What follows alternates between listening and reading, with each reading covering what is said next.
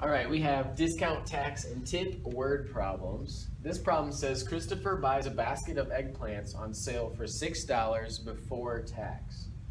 The sales tax is 3%. So it's $6 before any tax is added. We need to figure out what is the total price he pays for the basket of eggplants. Okay? So we need to figure out first what 3% of 6 is. In order to do that, we would change 3% to a decimal. And we do that by moving the decimal place twice. So that becomes 0.03. And then we multiply that times 6. Okay, we could write out the multiplication and do all that, but we can also just use a calculator to do that. Do 6 times 0.03. I know you know how to multiply, so it just saves us a little bit of time. And we get 0.18. So that is the amount of the sales tax. Now to find the total price, we're going to add the original cost, which is $6, and our 18 cents together gives us $6.18. So our total price of the item plus the sales tax is going to be $6.18. All right, good. All right, if the sales tax in your city is 4.9% and an item costs $21 before tax, how much tax would you pay on that item? So again, we have to take our $21, the price, times 4.9% as a decimal. So again, we're going to take our 4.9%, we're going to move the decimal twice to the left. So we're going to multiply by 0.049. And again, I'm going to let you use a calculator for that because I know you know how to multiply that, and it just takes quite a bit of time to do that. So we multiply on our calculator, we get 1.029. Now remember, this is money, and they also gave us a hint right here, round to the nearest hundredth. But whenever you have money, you always round to 2 decimal places, because that's all the farther that cents goes, is to 2 decimal places. So we take the 9, and that rounds our 2 to a 3, so it becomes 1.03, or $1.03. So now we have to find the total cost. Oh no, this one asks how much tax would you pay? So this time they're not asking for the total, they're just asking for the amount of the tax, which is our $1.03. So our answer would just be 1.03. Good.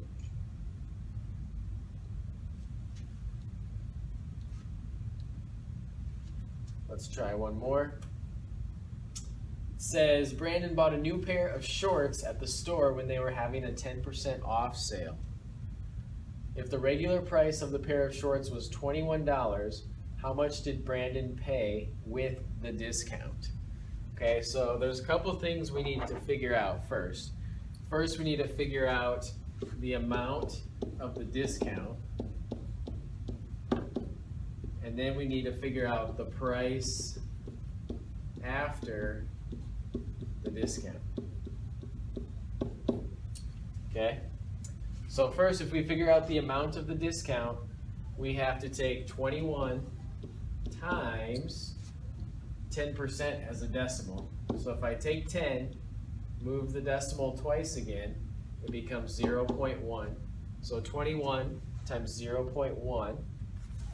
Okay, and I will multiply those together. All we have to do in this case is move our decimal over once.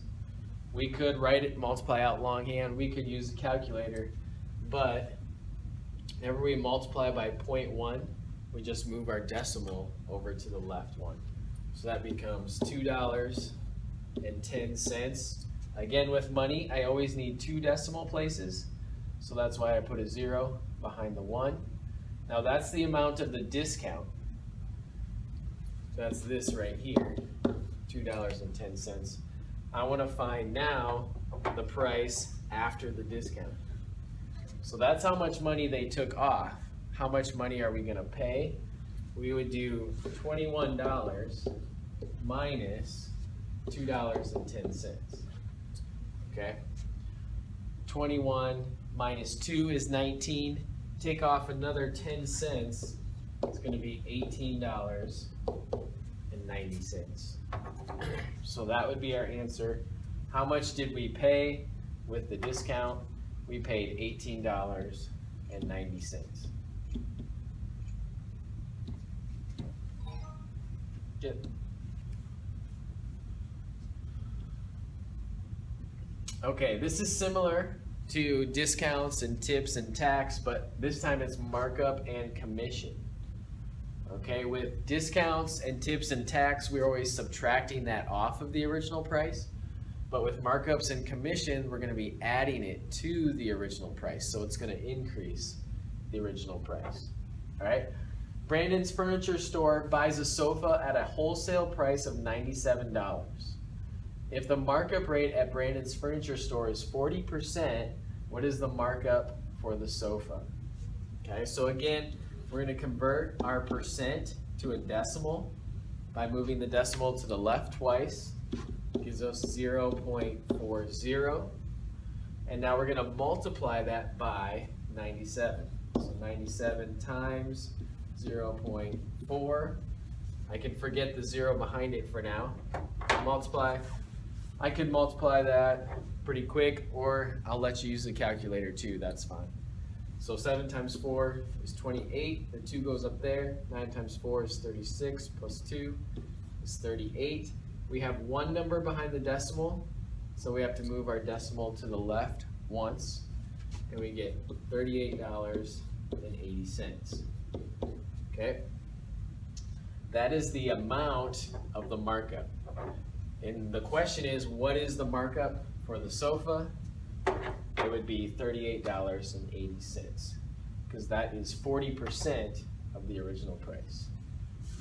So we put in $38.80. And we got it. Okay. Try another. The manager at Williams Furniture Store is trying to figure out how much to charge for a bed frame that just arrived. If the bed frame was bought at a wholesale price of $96 at Williams Furniture Store, Williams Furniture Store marks up all the furniture 75%. 75%.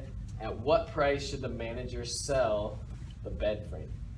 Okay, so now this time, it's not asking how much is the price going to increase. It's asking us how much are they going to sell it for. So we're going to take our original price and we're going to add 75% to it. So first we have to figure out what 75% of 96 is. To do that, we convert our 75% to a decimal, and then we multiply that times our original price.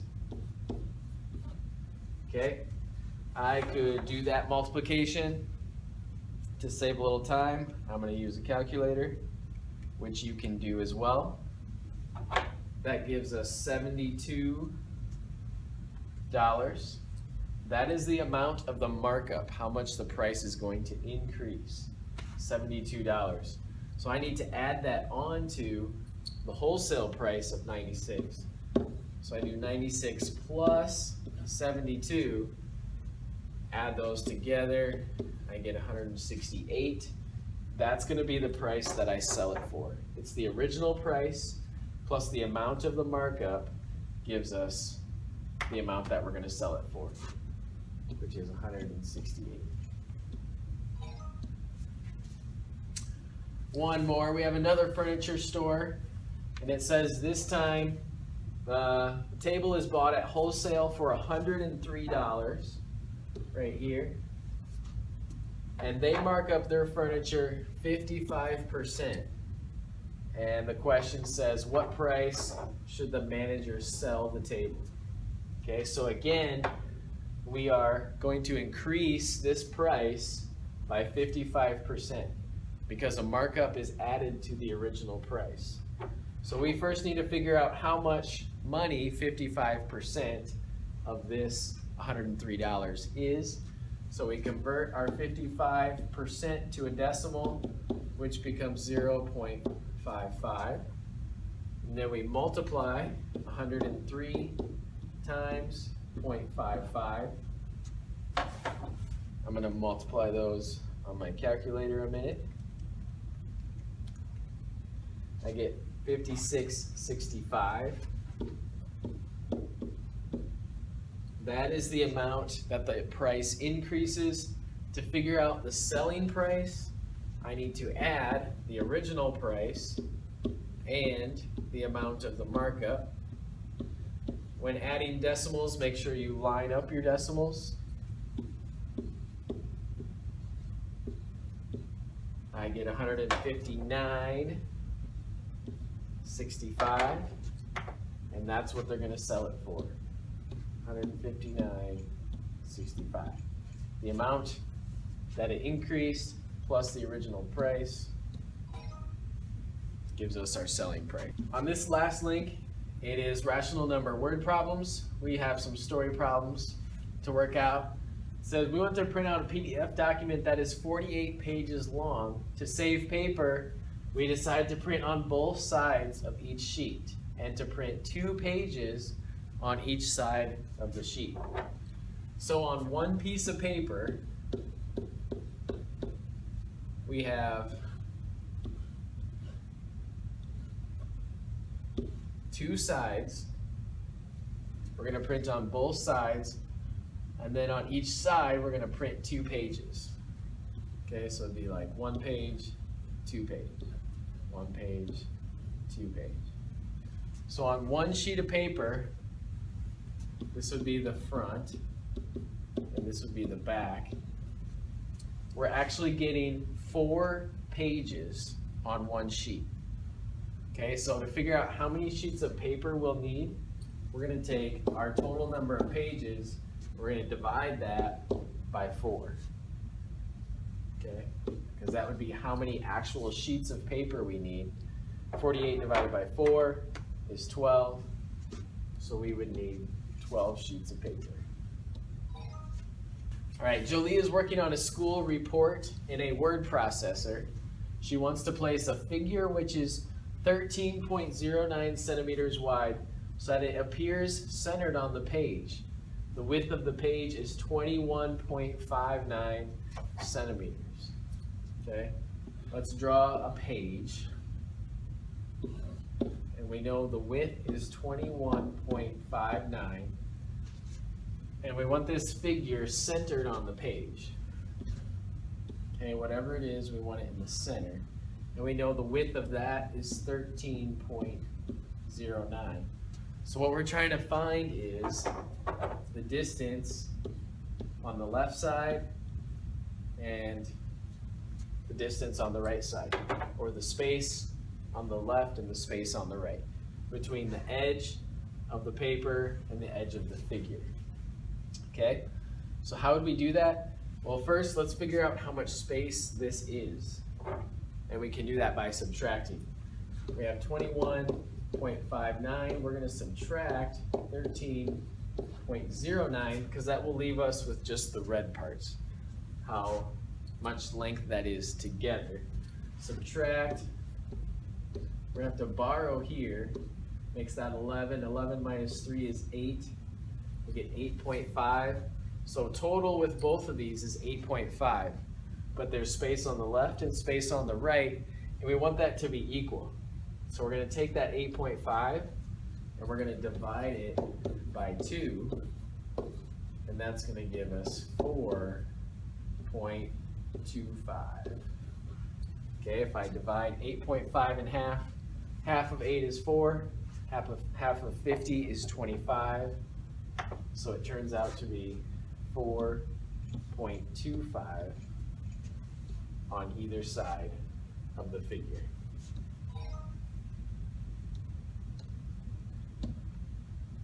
Okay, Adriano runs a website that helps writers write better stories. Every month, Adriano receives a subscription fee of $5 from each of the subscribers to his website. The website had 200 subscribers last month. This month, 40 new members joined the website, and 10 members canceled their subscription. How much money will Adriano's online business earn this month? Okay, so he gets $5 for each subscriber. Okay, that's pretty good. He had 200 last month. Okay, so 200, but this month he got 40 new members. So we would add 40, giving us 240. Okay, and then it says 10 members canceled. So now we need to subtract 10, which gives us 230. How much money will he make? We need to take 230 times 5, which would be 0 times 5 is 0, 5 times 3 is 15, 5 times 2 is 10, plus 1 is 11. We get $1,150 in 1 month. That's pretty good off a website.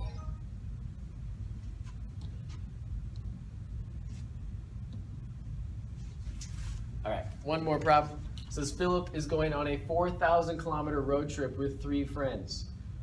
The car consumes 6 liters of gas per 100 kilometers, and gas costs $1.50 per liter.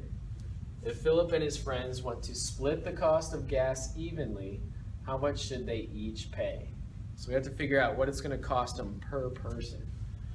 Okay, if they're going 4,000 kilometers and it takes 6 liters every 100 kilometers, how many liters are they going to use, first of all?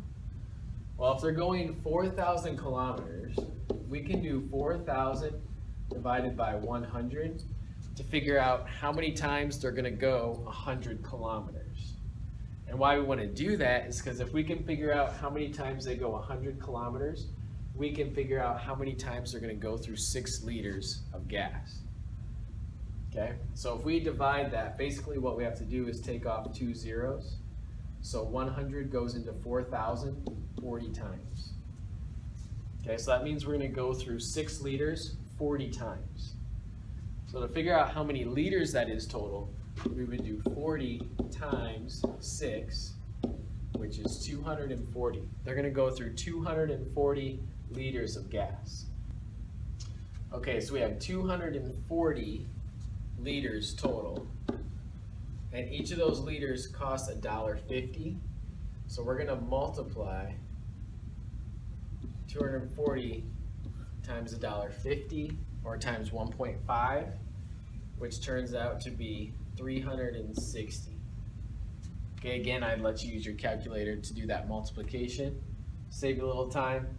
So $360 total, and that's going to be split between Philip and his 3 friends.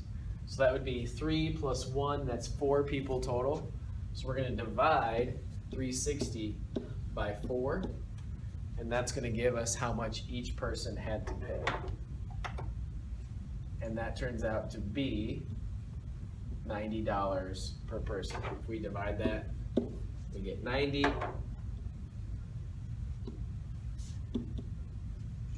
That gives us